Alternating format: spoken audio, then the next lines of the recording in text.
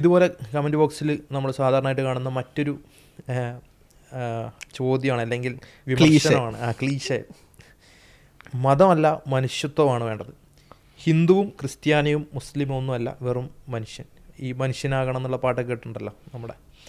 So അതിലേക്ക് നമുക്ക് add ചെയ്യാൻ പറ്റുമോ? നാസ്തികനല്ല ആവേണ്ടത് മനുഷ്യൻ, അങ്ങനെ പറയാൻ പറ്റുമോ? അതാണ് ഇതിലുള്ളൊരു വിഷയം എന്ന് പറഞ്ഞു കഴിഞ്ഞാൽ, ഏത് ഐഡിയാസിനെ കുറിച്ചും പറയാലോ. ഇവൻ നമ്മൾ ഇന്ത്യൻ ഭരണഘടനയെ അംഗീകരിച്ച് ജീവിക്കുന്ന ഒരു ഇന്ത്യക്കാരനോട് ഇങ്ങനെ പറഞ്ഞു കഴിഞ്ഞാൽ എങ്ങനെ ഇരിക്കും? ഇന്ത്യക്കാരനല്ല ആവേണ്ടത്, മനുഷ്യനാണ് ആവേണ്ടത്. നിങ്ങൾ കമ്മ്യൂണിസ്റ്റ് അല്ല ആകേണ്ടത്, മനുഷ്യനാണ് ആവേണ്ടത്.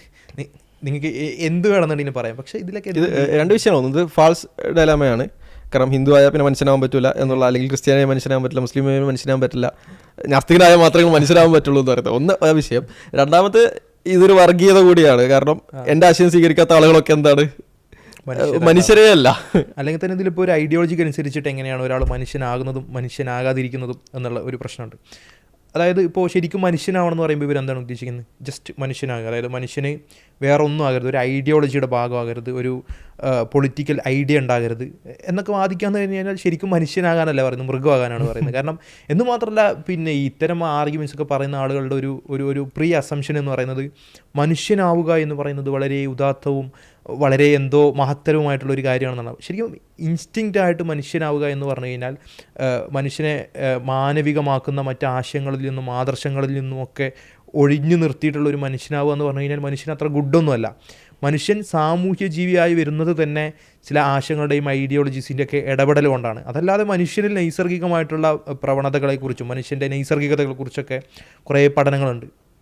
ഉദാഹരണത്തിന് എവല്യൂഷണറി സൈക്കോളജിയുടെ ഒക്കെ അടിസ്ഥാനത്തിൽ പറയുന്നത്, പിന്നെ ഇപ്പോൾ ഉദാഹരണത്തിന് ഒരു റിസർച്ച് പേപ്പറുണ്ട്, വൈ ഡു മെൻ റേപ്പ്, എന്തുകൊണ്ട് പുരുഷൻ ബലാത്സംഗം ചെയ്യുന്നു. അല്ല, ബലാത്സംഗം പുരുഷനിൽ നമ്മൾ സ്വാഭാവികമായി വർദ്ധിച്ചു വരുന്നതായിട്ട് കാണുന്നുണ്ട്. എന്തുകൊണ്ട് പുരുഷൻ ഈ ഒരു സ്വഭാവം കാണുന്നു എന്നുള്ളതിനെ എവല്യൂഷണറി സൈക്കോളജിസ്റ്റുകൾ ഡിഫൈൻ ചെയ്യുന്നത് മനുഷ്യൻ്റെ ഒരു ജനറ്റിക്കൽ ആയിട്ടുള്ള കാര്യങ്ങൾ ഉരുത്തിരിഞ്ഞു വന്നത്, എവല്യൂഷണറി ആയിട്ട് തന്നെ ഉരുത്തിരിഞ്ഞു വന്നിട്ടുള്ളത് ആ സ്വഭാവത്തിലാണെന്നുള്ളത്. കാരണം എവല്യൂഷനെ സംബന്ധിച്ചിടത്തോളം റൈറ്റ് റോങ് എന്ന് പറഞ്ഞിട്ടുള്ള ഒരു സാധനം സ്വാഭാവികമായിട്ടില്ല. അതിനെ സംബന്ധിച്ചിടത്തോളം ഇവോൾവ് ചെയ്യുക അല്ലെങ്കിൽ അതിജീവിക്കുക എന്നുള്ളത് മാത്രമാണ്. അങ്ങനെ നോക്കുകയാണെന്നുണ്ടെങ്കിൽ കൂടുതൽ ഇണകളിലേക്ക് ഒരു ജീവിയുടെ ജനിതക പകർപ്പ് എത്തിക്കുന്ന എന്ത് പ്രവണതയാണോ ഉള്ളത് ആ പ്രവണത അതിജീവിക്കും. കാരണം കൂടുതൽ കുഞ്ഞുങ്ങളുണ്ടാകും, അപ്പോൾ സ്വാഭാവികമായിട്ടും കൂടുതൽ ജനിതക പകർപ്പുകൾ ഉണ്ടാകും. കൂടുതൽ ജനിതക പകർപ്പുകൾ ഉണ്ട് എന്നുണ്ടെങ്കിൽ സ്വാഭാവികമായിട്ടും ആ തലമുറ, ആ ജനറ്റിക് ക്വാളിറ്റി എന്നുള്ളത് അതിജീവിക്കും. അപ്പോൾ ഒരു റേപ്പിസ്റ്റിനെ സംബന്ധിച്ചിടത്തോളം ആ വ്യക്തിയുടെ അതിജീവന യോഗ്യത വർദ്ധിക്കുകയാണ് ചെയ്യുന്നത്. പ്രത്യേകിച്ച് ഈ സ്റ്റഡിയൊക്കെ പറയുന്നത് പിന്നെ അത്രമാത്രം ഹാൻസം അല്ലാത്ത ഇണകളെ കിട്ടാൻ യോഗ്യത ഇല്ലാതാകുന്ന ഒരു ജീവിയെ സംബന്ധിച്ചിടത്തോളം റേപ്പ് എന്ന് പറയുന്നത് ആ ജീവിയുടെ ജനറ്റിക് ക്വാളിറ്റീസിനെ അടുത്ത തലമുറയിലോട്ട് എത്തിക്കാനുള്ള ഒരു ബയോളജിക്കലായിട്ടുള്ള രീതിയാണ് റേപ്പ് എന്ന് പറഞ്ഞിട്ടാണ് അതിൽ ഡിഫൈൻ ചെയ്യുന്നത്.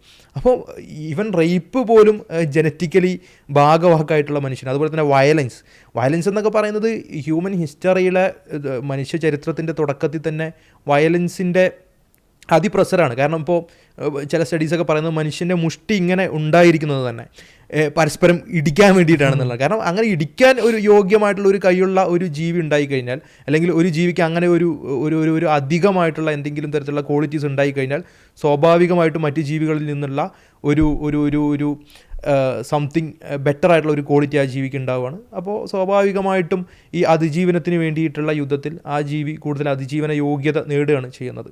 അപ്പോൾ എന്ന് മാത്രമല്ല, മെയിൽ വേരിയർ ഹൈപ്പോതിസിസ് എന്നൊക്കെയുള്ള ചില ഐഡിയാസ് ഉണ്ട്. അതായത് പുരുഷന് കൂടുതൽ യുദ്ധോത്സുകത ഉണ്ട് എന്നാണ് പറയുന്നത്. അന്ന് മാത്രമല്ല, ഈ ടെസ്റ്റോസ്റ്ററോണിൻ്റെയൊക്കെ എഫക്റ്റ്, ടെസ്റ്റോസ്റ്ററോൺ അധികമുള്ള മനുഷ്യന് കൂടുതൽ ഇത്തരത്തിലുള്ള യുദ്ധോത്സുക സ്വഭാവം കൂടുതലായിരിക്കും എന്ന തരത്തിലുള്ള പഠനമുണ്ട്. അപ്പോൾ മനുഷ്യൻ്റെ ഹോർമോണലായിട്ടും മനുഷ്യൻ്റെ പിന്നെ എവല്യൂഷണറി സൈക്കോളജി അനുസരിച്ചുമൊക്കെ മനുഷ്യരിൽ ഇങ്ങനെയുള്ള സാമൂഹ്യ വിരുദ്ധവും അധാർമികവുമായിട്ടുള്ള ഒരുപാട് ഗുണങ്ങളുണ്ട്. ഇന്നിപ്പോൾ വർഗീയതയാണ് വലിയൊരു പ്രശ്നമായിട്ട് പറയുന്നത്. ഈ വർഗീയത എന്ന് പറയുന്നത് ഹ്യൂമൻ സൈക്കോളജിയുടെ ഭാഗമാണ്. കാരണം തങ്ങളുടേതല്ലാത്ത ഒരു ഗ്രൂപ്പ് ഉണ്ട് എന്നുണ്ടെങ്കിൽ ഇൻ ഗ്രൂപ്പ് ഔട്ട് ഗ്രൂപ്പ് കോൺഫ്ലിക്റ്റിലായിരിക്കും മനുഷ്യൻ്റെ ബുദ്ധി എപ്പോഴും പ്രവർത്തിക്കുക. ഇൻ്റർ ഗ്രൂപ്പ് കോൺഫ്ലിക്റ്റ് തിയറീസൊക്കെ ഉണ്ട്. അപ്പോൾ സ്വാഭാവികമായിട്ടും മറ്റൊരു ഗോത്രത്തോട് യുദ്ധം ചെയ്യാനും അവൻ്റെ വിഭവങ്ങളെ നേടിയെടുക്കാനും അതുപോലെ തന്നെ ടെറിട്ടറീസ് നേടിയെടുക്കാനും ഇണകളെ കീഴൊതുക്കാനും ഒക്കെയുള്ള സ്വഭാവത്തിൽ ഒരു തരത്തിൽ വളരെ സാമൂഹ്യ വിരുദ്ധമായിട്ടുള്ള ചോദനകൾ ചുമക്കുന്ന ഒരു ജീവി തന്നെയാണ് മനുഷ്യ അടിസ്ഥാനപരമായിട്ട്.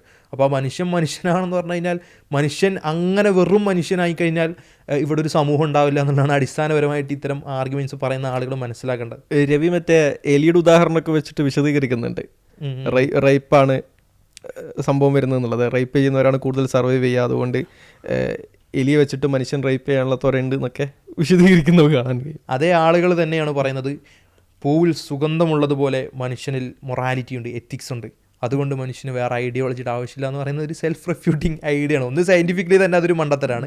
അല്ലേ, വേറൊരാൾ പറഞ്ഞിട്ടുണ്ടായിരുന്നല്ലോ, അതായത് മൃഗങ്ങൾ ഹാപ്പിയാണല്ലോ, അവർക്ക് മതവും മറ്റു കാര്യങ്ങളൊന്നുമില്ല, മൃഗങ്ങൾ ഹാപ്പിയാണല്ലോ, അവർ റേപ്പൊക്കെ ചെയ്തൊക്കെ ജീവിക്കുന്നുണ്ടല്ലോ. അത് പിന്നെ തീരെ എടുക്കാൻ കഴിയാത്ത നിലവാരത്തിലുള്ള കുറേ മണ്ടത്തരങ്ങൾ സ്ഥിരമായി പറയുന്നൊരു വ്യക്തിയാണ്.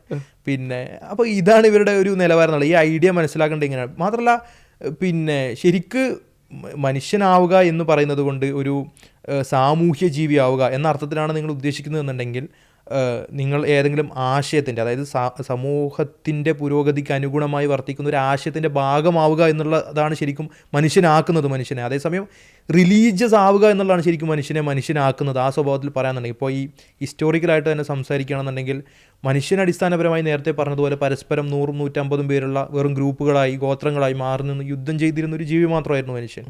അങ്ങനെയുള്ള മനുഷ്യനെ ഒരുമിപ്പിക്കുന്നത് റിലീജിയസ് ഐഡിയ ആണ് ബേസിക്കലി.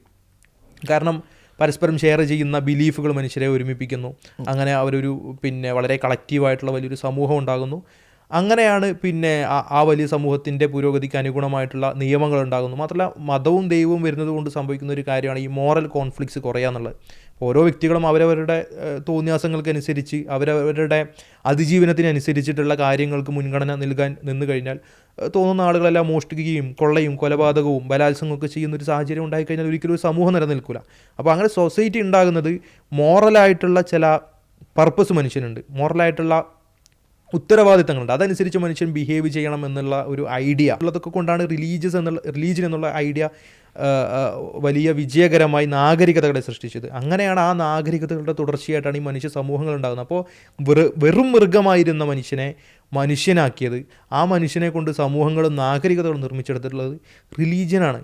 അപ്പോൾ നിങ്ങൾ ശരിക്ക് ഈ ചരിത്രബോധമില്ലാതെ ഈ മനുഷ്യൻ എന്താണ് എന്നുള്ളത് സംബന്ധിച്ചും ബോധമില്ലാതെ വെറുതെ മനുഷ്യനാകണം എന്നൊക്കെ പാട്ട് വയ്ക്കുന്ന ഈ നമ്മുടെ നാട്ടിലൊക്കെ പറഞ്ഞാൽ മനസ്സിലാക്കാൻ വിവരമില്ലാത്ത ടൈപ്പ് ആളുകൾ ഇങ്ങനത്തെ പാട്ട്. എനിക്ക് തോന്നുന്നു ഈ മണ്ടത്തരം അല്ലെങ്കിൽ ഈ മണ്ടൻ സ്ലോഗൻ ഇവർ പറയുന്നതിൻ്റെ ഒരു പ്രധാന കാരണം എന്ന് പറയുന്നത് റിലീജിയൻ എന്ന് പറയുന്നത് ഒരു എത്നിസിറ്റി പോലെ എന്തോ ആണ് എന്നുള്ള ഒരു ധാരണയിൽ നിന്നാണെന്ന് തോന്നുന്നു. എനിക്ക് തോന്നുന്നു ഒരുപക്ഷെ ഇപ്പോൾ ജൂതയിസം എന്ന് പറയുന്ന ഒരു എത്നിക് ഐഡിയ ആയിട്ട് കൊണ്ടുനടക്കില്ല. അതുപോലെ നമ്മുടെ നാട്ടിലൊക്കെ ജാതീയത, അതുപോലെ തന്നെ ബ്രാഹ്മണിസം, അതിനൊക്കെ അതൊരു എത്നിസിറ്റി എന്നുള്ള ഒരു ഐഡിയ ഉണ്ട്. പക്ഷേ റിലീജിയൻ എന്ന് പറയുന്ന ഒരു എത്നിസിറ്റി അല്ല. അടിസ്ഥാനപരമായിട്ട് റിലീജിയൻ എന്ന് പറയുന്ന ഒരു ഐഡിയോളജിയാണ്.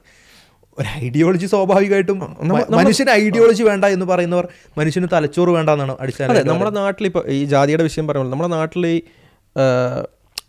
ഇപ്പോൾ ഹിന്ദു റിലീജിയൻ ബേസിക്കലി എന്താണ് ഒരു എത്നിസിറ്റി പോലെയാണ് വർക്ക് ചെയ്യുന്നത്. ലൈക്ക് അവർക്ക് അങ്ങനെ കോമൺ ആയിട്ടുള്ള ആശയങ്ങളൊന്നും ഇല്ല. ഈ ഭാരതീയ സംസ്കാരം എന്ന് പറയുന്നത് അങ്ങനെയുള്ളൊരു ഒരു എത്നിസിറ്റി, ആ ഒരു ട്രഡീഷൻ, ആ ഒരു രീതിയിലാണ് അത് വർക്ക് ചെയ്യുന്നത്. അതിനപ്പുറത്തേക്ക് ഒരു മോറൽ സിസ്റ്റത്തെ ഫോളോ ചെയ്യുകയാണ്, ഒരു ഐഡിയോളജി ഫോളോ ചെയ്യുകയാണ്, ഒരു ആശയം ഫോളോ ചെയ്യുകയാണ് എന്നുള്ളത് അവർ അത്ര അങ്ങോട്ട് ആ രീതിയിലല്ല ഒരു മതത്തെ കാണുന്നത്. അതുകൊണ്ടാണ് ഇപ്പം ജൂതായിസത്തിൽ പറഞ്ഞതുപോലെ ജൂതായിസത്തിൽ കൺവേർഷൻ അത്ര പ്രൊമോട്ട് ചെയ്യാത്തതുപോലെ തന്നെ ഹിന്ദുയിസത്തിലും അവർ കൺവേർഷൻ അങ്ങോട്ടും ഇങ്ങോട്ടും പ്രൊമോട്ട് ചെയ്യാറില്ല. അതിൻ്റെ ഒരു പ്രധാന കാരണം എന്ന് പറയുന്നത് നിങ്ങളുടെ ഫാദേഴ്സ് എന്താണോ അതിൻ്റെ തുടർച്ച അതൊക്കെ എന്തും കാരണം ഐഡിയോളജികളൊക്കെ. ഇൻസ്റ്റാഗ്രാമിലൊക്കെ ഈ സംഖ്യകൾ വന്നിട്ട് വലിയ കാര്യത്തിൽ മുസ്ലിങ്ങളെ ട്രോളുന്ന ഒരു വിഷയമാണ്. ഇപ്പം ഏതെങ്കിലും സൗദിയിലുള്ള ആരെങ്കിലും ഏതെങ്കിലും രീതിയിൽ ഇസ്ലാമിക വിരുദ്ധമായ എന്തെങ്കിലും കാര്യം അല്ലെങ്കിൽ ഹിജാബ് ധരിക്കാത്ത ഏതെങ്കിലും സ്ത്രീകളെ ഒക്കെ ഫോട്ടോ കാണിച്ചിട്ട് കണ്ടോ സൗദിയിലുള്ള ആളുകൾ പോലും ഇങ്ങനെയാണ്, നിങ്ങളെ കാക്ക കാരണവന്മാരൊക്കെ എന്താണ് ഹിന്ദുക്കളാണ്, എന്നിട്ടും അവർ നിങ്ങളെന്ത് ചെയ്യുന്നു, ഹിജാബും ഫോളോ ചെയ്തെടുക്കുന്നു. അവർ കണ്ടില്ലേ? ലൈക്ക് ഈ ഒരു ചോദ്യമൊക്കെ വരുന്നത് ഒരു എത്നിറ്റിക് മൈൻഡിൽ അവരാണ് വല്യാപ്പന്മാർ, അവര് പറയുന്നതാണ് ഇസ്ലാം എന്ന് റിലീജിയസ് ഐഡിയ കൊണ്ടാണ് ഇവർക്ക് ഇങ്ങനെ ഒരു മണ്ടൻ ആശയം ഉണ്ടാകുന്നത്. അതെ, നിങ്ങളുടെ കാക്ക കാരണവർ അല്ലെങ്കിൽ നിങ്ങളൊരു 4 ജനറേഷൻ ബാക്കോട്ട് പോയാൽ നിങ്ങളുടെ എന്താണ് ഗ്രാൻഡ് പാരൻസ് ഒക്കെ ഹിന്ദുക്കളല്ലേ, അപ്പം എന്നിട്ട് നിങ്ങളിത് ഇസ്ലാം ഇങ്ങനെ ഫോളോ ചെയ്യുന്നു, കണ്ടോ അവരൊന്നും ഫോളോ ചെയ്യുന്നില്ല. ലൈക്ക് ഇതൊക്കെ ആക്കുമ്പോൾ നമുക്ക് ചിരിയാണ് വരുന്നത്. കാരണം നമ്മുടെ ഒരു വേൾഡിൽ നിന്ന് നോക്കുന്ന സമയത്ത് ഡസൻറ്റ് മാറ്റർ. ലൈക്ക് ഇസ്ലാമിൽ വളരെ കൃത്യമായിട്ട് അത് നബി സല്ലല്ലാഹു അലൈഹി വസല്ലമയുടെ അവസാനത്തെ പ്രഭാഷണത്തിൽ അദ്ദേഹം പറഞ്ഞതുപോലെ കറുത്തവന് വെളുത്തവനേക്കാൾ യാതൊരു സ്ഥാനവുമില്ല, വെളുത്തവന് കറുത്തവനേക്കാൾ യാതൊരു സ്ഥാനവുമില്ല, അറബിക്ക് അനറബിയേക്കാൾ യാതൊരു സ്ഥാനമില്ല, അറബിക്ക് അനറബിയേക്കാൾ യാതൊരു സ്ഥാനമില്ല. നിങ്ങൾ ഓരോരുത്തരും നിങ്ങളുടെ വിശ്വാസത്തിൻ്റെ നിങ്ങളുടെ തഖ്വയുടെ അടിസ്ഥാനത്തിലായിരിക്കും വിലയിരുത്തപ്പെടുന്നത്. എന്ന് വളരെ കൃത്യമായി നമ്മൾ വിശദീകരിച്ചിട്ടുണ്ട്. അപ്പോൾ നമ്മളെ സംബന്ധിച്ചിടത്തോളം ഡസൻ മാറ്റർ, ഇറ്റ്സ് ഐഡിയോളജിക്കൽ. അതല്ലാതെ ഗ്രാൻഡ് പേരൻസിൻ്റെ റിലീജിയൻ നോക്കിയിട്ടും അവരെന്ത് ഇതാക്കി നോക്കിയിട്ട് അല്ലെങ്കിൽ ഭൂമിയിൽ ഒരു പ്രത്യേക ഭൂപ്രദേശത്ത് ജനിച്ചാൽ ഇന്ന രൂപത്തിലാകണം, അങ്ങനെയല്ല ഇത് വർക്ക് ചെയ്യുന്നത്. ഇറ്റ്സ് ഐഡിയോളജിക്കലായിട്ടുള്ള ഒരു വിഷയത്തിലൊക്കെ കൊണ്ടുവന്നിട്ട് പിന്നെ വെറും എത്നിസിറ്റിയെ പോലെ ഡിഫൈൻ ചെയ്യുന്നത് കൊണ്ടാണ് ഇതുപോലുള്ള മണ്ടൻ സ്ലോഗനുകൾ ഉണ്ടാകുന്നത് നമ്മൾ മനസ്സിലാക്കാൻ. അതെ, ഇപ്പം മനുഷ്യനാകണം എന്ന് പറയുമ്പോൾ ഇവർ ഉദ്ദേശിക്കുന്നത് അതെന്തോ ഒരു തരം പിന്നെ ഈ ഹോമോസാപ്പിയൻസ് ഒക്കെ പോലുള്ള എന്തോ വേറൊരു സാധനം പോലെ. ഈ ഇടയ്ക്ക് നമുക്ക് പിന്നെ ഇത്തരം വിഷയങ്ങൾ സംസാരിച്ചുകൊണ്ട് ഹിന്ദു എന്ന് പറഞ്ഞു കഴിഞ്ഞാൽ അല്ലെങ്കിൽ മുസ്ലിം എന്ന് പറഞ്ഞു കഴിഞ്ഞാൽ എന്താ ഹോമോസാപ്പിയൻ പോലെ എന്തെങ്കിലും ഇതാണോ എന്നൊക്കെ അവർ ചോദിക്കുന്നുണ്ട്. ഇത് അത് നിങ്ങൾ റിലീജിയൻ എന്താണെന്നുള്ളതിനെ സംബന്ധിച്ച് ഒരു ഡെഫിനിഷൻ പോലും ഇല്ലാതെ അതിനെക്കുറിച്ച് സംസാരിക്കുമ്പോഴാണ് ഇങ്ങനെയുള്ള മണ്ടത്തരങ്ങൾ പറഞ്ഞു പോകുന്നത്. റിലീജിയൻ എന്ന് പറയുന്നത് ഐഡിയോളജിയാണ്, ആശയമാണ്, ആദർശമാണ്. ബുദ്ധിയുള്ള മനുഷ്യർക്കെല്ലാം ആശയങ്ങളും ആദർശങ്ങളും ഉണ്ടാകും. അങ്ങനെ ആദർശങ്ങൾ മനുഷ്യർക്കുള്ളത് കൊണ്ടാണ് സമൂഹങ്ങളും നാഗരികതകളും ഉണ്ടായത്. മനുഷ്യൻ ഇന്നീ കാണുന്ന അവസ്ഥയിലോട്ടെല്ലാം എത്തിയത്. അപ്പോൾ അത്തരം ആശയങ്ങളും ആദർശങ്ങളും വേണ്ട എന്ന് പറയുന്നത് തലച്ചോറ് ഉപേക്ഷിച്ച് വെറും മൃഗമാകാൻ പറയണം. ശരിക്കും മനുഷ്യനാവാനല്ല അത്തരം ആളുകൾ പറയുന്നത് എന്നുള്ളതാണ് ചുരുക്കത്തിൽ ആ വിഷയത്തിൽ മനസ്സിലാക്കേണ്ടത്.